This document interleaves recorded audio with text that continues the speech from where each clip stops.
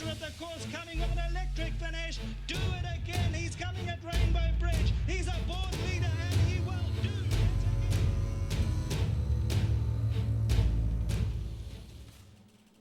again. 1100 metres for the lucky last here at Hollywood Bets Greyville.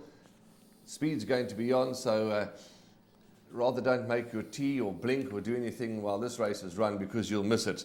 Graham, there's going to be speed here, and there's some talented horses. The first one that jumps out at me is number 4, Whiz of Odds, for Gavin Van Zyl, unbeaten on the poly, 1 from 1, and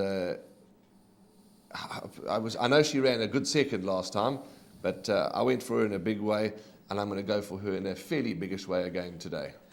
Well, she's won 2 from 3. She's equally good on the poly and on the turf.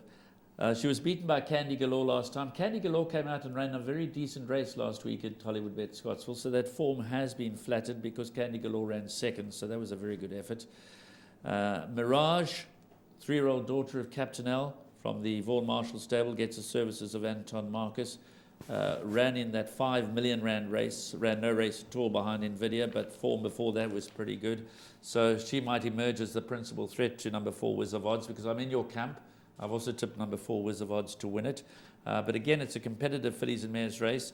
Arguably the best filly in the race, whether she'll perform to that level in this meeting, is number 10, Maiden's Prayer. She ran second on debut to that very good Cockney Pride. She then ran a close 4th behind Montreal Mist, which was a stakes winner. She then won her 3rd race. Didn't perform particularly well in Cape Town, although, as you mentioned when chatting to Sean Veal, she was under 4 lengths behind Mississippi Burning last time. So she has to be respected.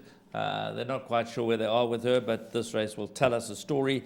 And then you've got the hard knockers like Be Happy and Coyote Girl and Queen of Alamo and Dive Captain, and even possibly Bindi, number 11, could come into the reckoning.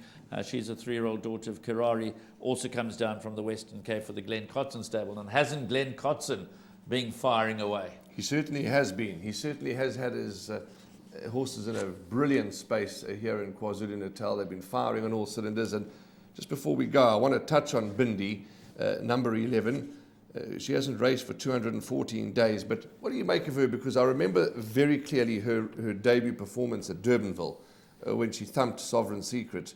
I was taken, my breath was taken away. She really won well. But what do you make of her? She's clearly got ability. Yes. She's obviously had a problem which has kept her off the track for a long while. But as we've seen in recent weeks, Glenn Cotson knows how to bring them back fit.